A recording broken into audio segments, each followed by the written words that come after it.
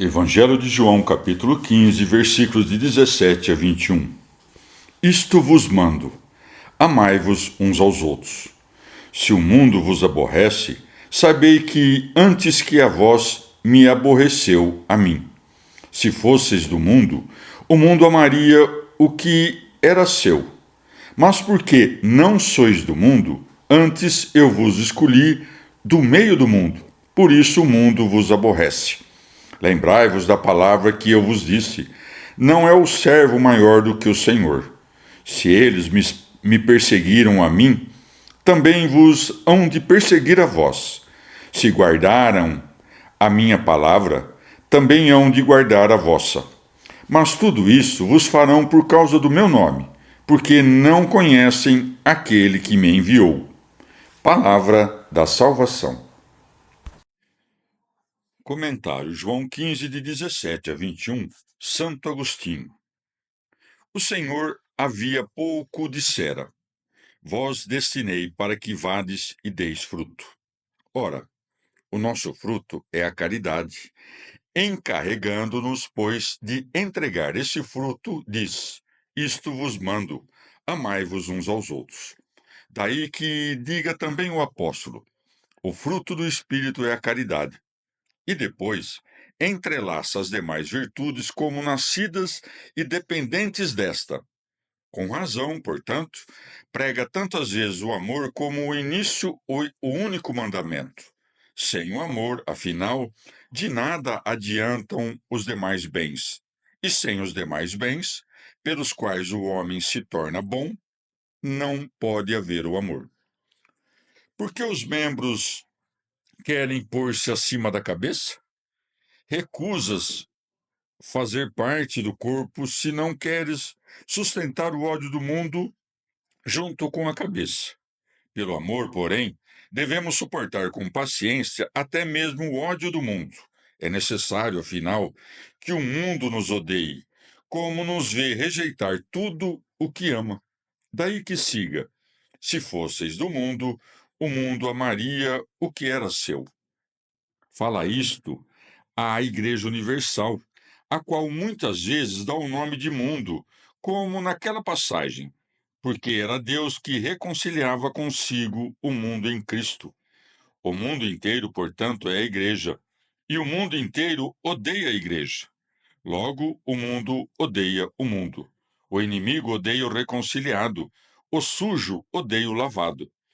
Pode-se perguntar: se mesmo os maus perseguem os maus, como os reis e juízes ímpios que, sendo perseguidores dos piedosos, castigam também os homicidas e adúlteros, como devemos entender aquele dito do Senhor: se fosseis do mundo, o mundo amaria o que era seu?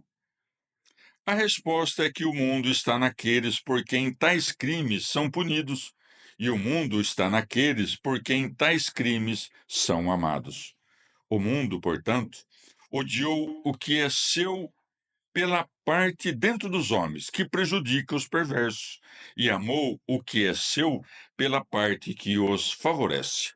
Se alguém perguntar como pode o mundo amar a si mesmo, se odiou o instrumento da própria redenção, é que o mundo se ama com um falso amor, não verdadeiro, porque ama o que lhe faz mal, odeia a natureza, ama o vício.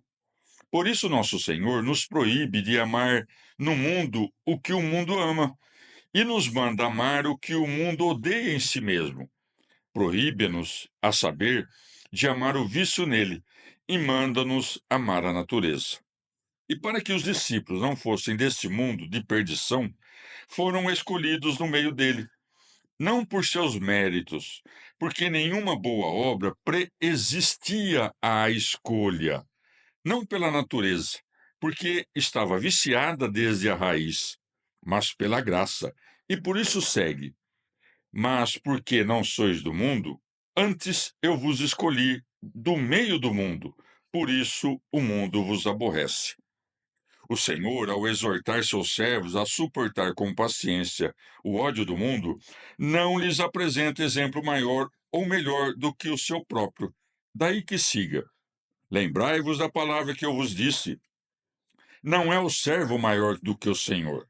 Se eles me perseguiram a mim, também vos hão de perseguir a vós. Se guardaram a minha palavra, também hão de guardar a vossa. Neste ponto, quando diz não é o servo maior do que o Senhor, refere-se ao servo que guarda o casto temor, o temor que permanece pelos séculos dos séculos. E o que é tudo isso, senão o que falou antes? Que os odiarão, que os perseguirão, que desprezarão a palavra deles? E que outra coisa quer dizer? Por causa do meu nome, senão que a mim é que odiarão quando vos odiarem, a mim perseguirão quando vos perseguirem, e não guardarão vossas palavras porque são minhas? Assim, tanto mais infelizes são os que fazem tais coisas por causa deste nome, quanto mais ditosos os que por causa deste nome as padecem.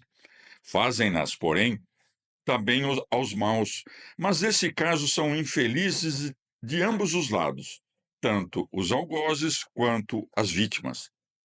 Como será verdade, então, que tudo isso vos farão por causa do meu nome?